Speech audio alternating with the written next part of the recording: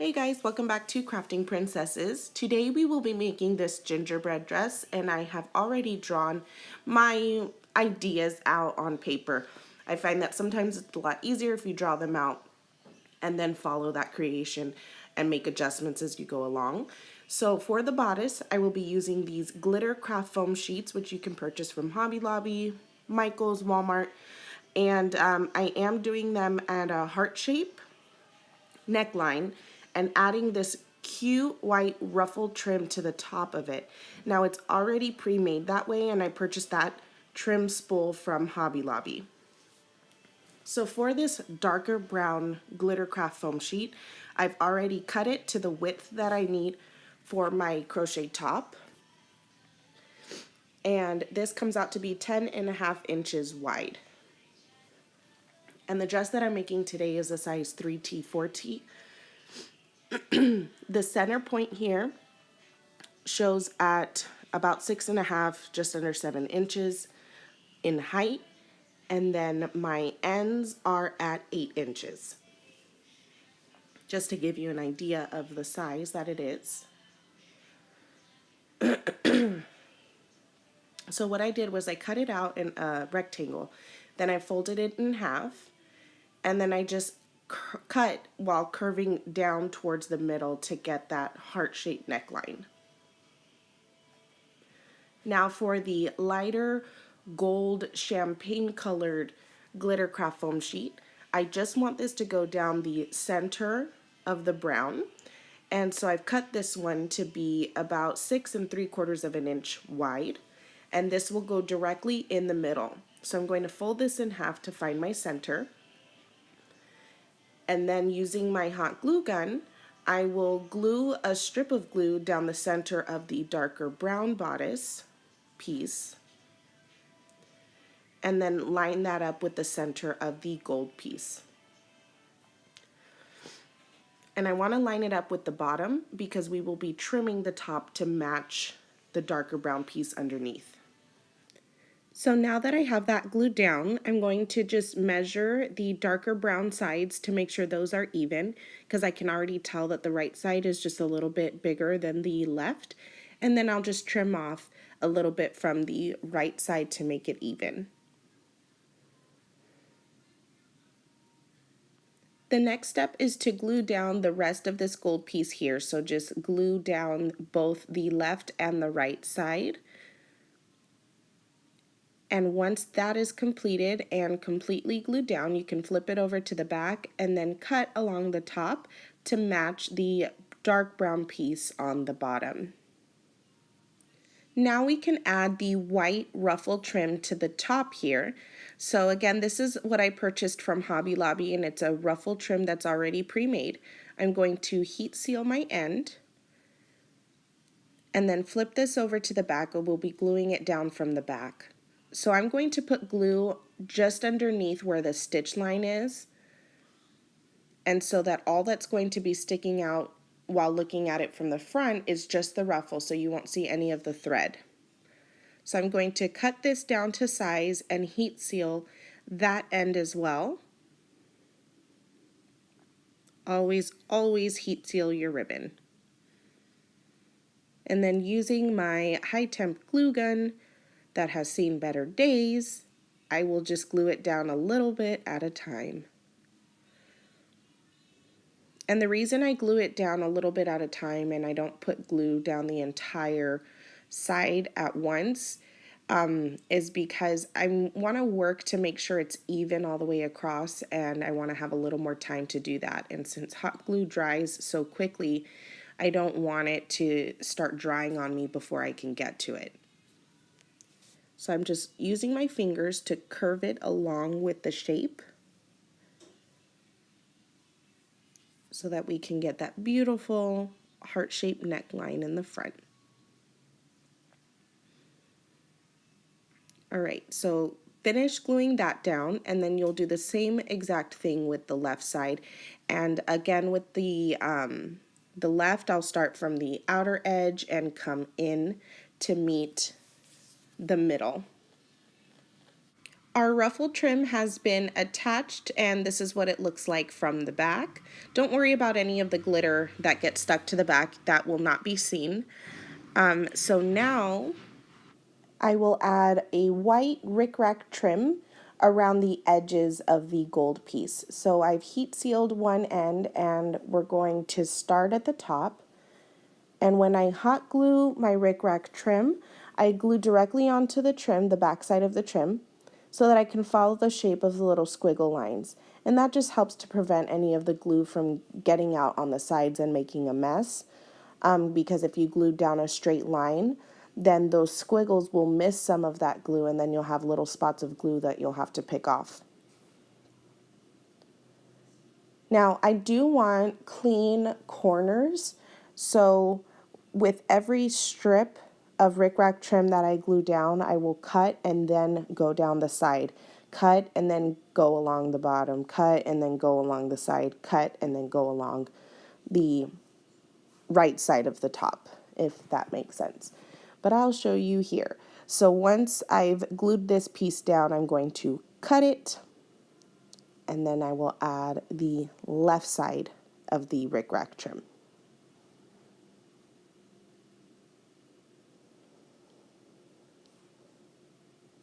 So right there.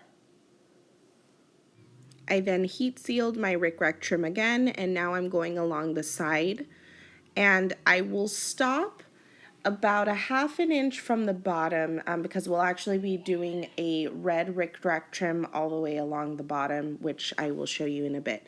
So here's all of my white rickrack trim that's been laid down, and now I'm going to be adding green to the sides of the dark brown panels.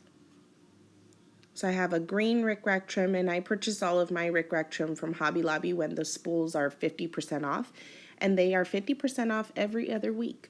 So keep that in mind. But you can purchase this at any craft store, fabric store. It's pretty easy to find.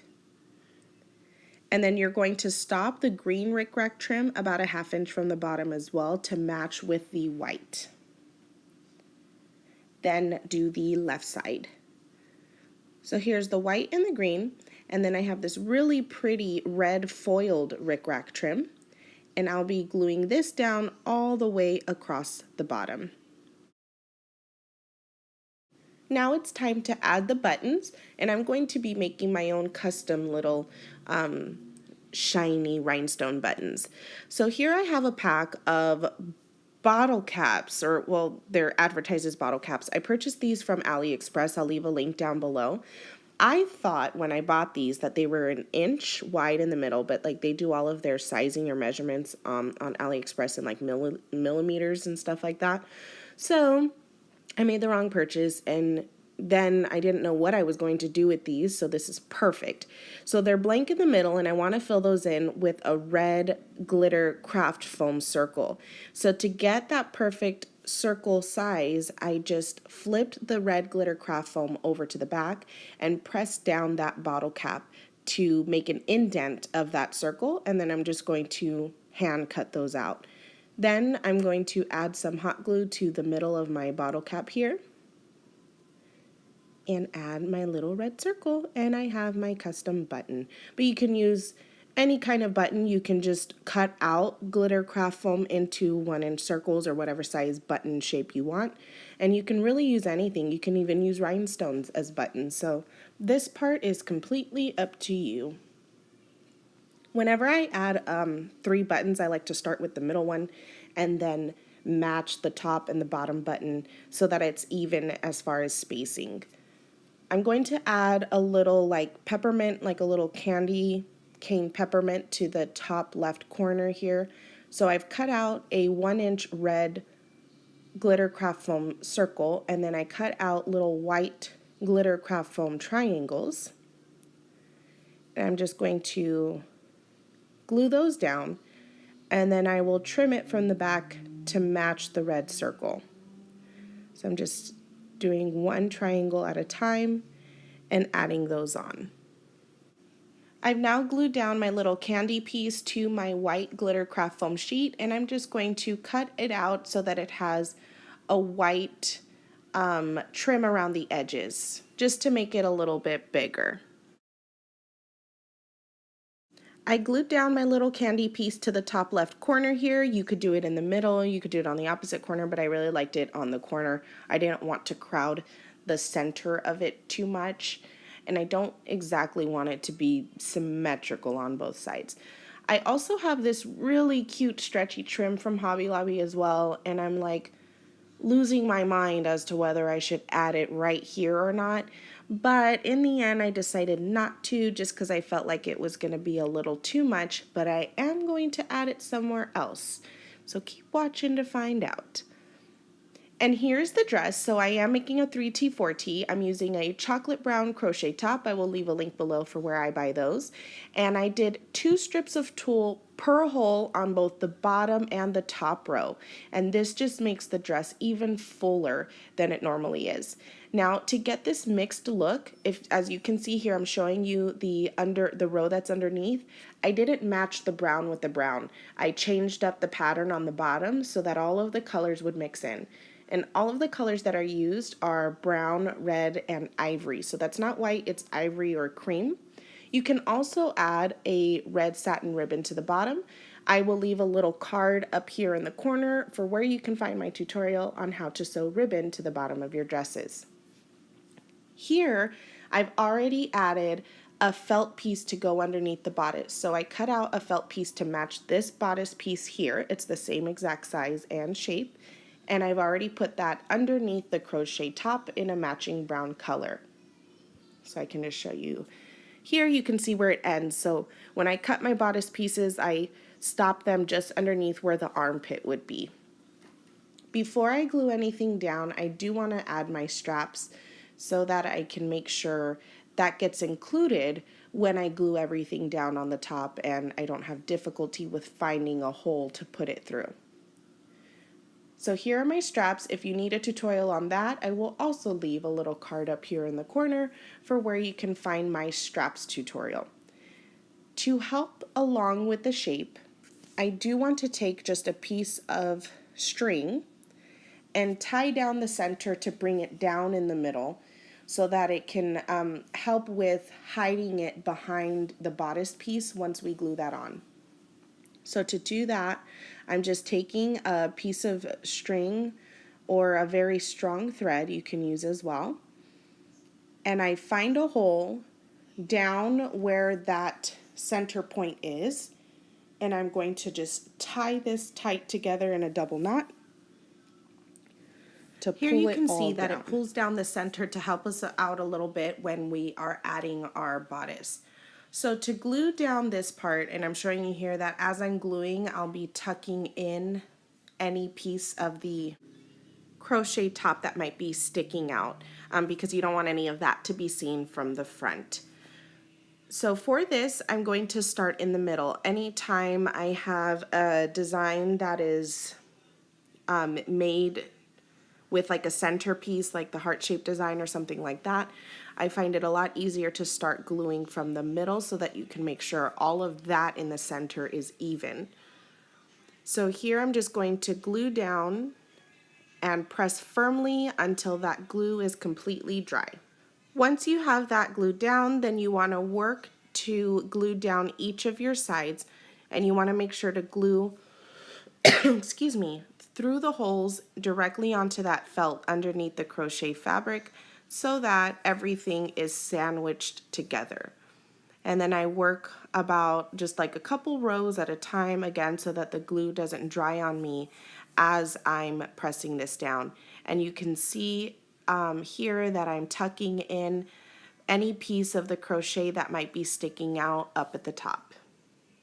And now it is time for the final details. So we have our little gingerbread apron here, which I've already done a separate tutorial on that. I will leave a card and a link below for where you can find that. And then you remember this stretchy red trim? I ended up adding it to the straps, but I only added it up to where it ties behind the neck. So it's not the full length of the ribbon, just to where it meets at the neck. And I added that just by gluing a strip of hot glue down the center of the red satin ribbon and then pressing that down. So here you can see a full view of the entire dress, and I love it. Actually, saying I love it is an understatement. I am obsessed. So make sure you watch the other tutorial on how to make this little apron. And you can do this with any character or theme, so it's just a great design overall. And then again, remember you can sew some ribbon down to the bottom if you want to add something a little extra. But I hope you guys enjoyed it. I hope you learned some new tips and tricks for your creations. Make sure to follow me on my other social media platforms. I can be found on Facebook and Instagram. I will leave a link down below for where you can find me so that you can see some other dress designs and get some inspiration. Don't forget to subscribe, like this video, and I will catch you all next time.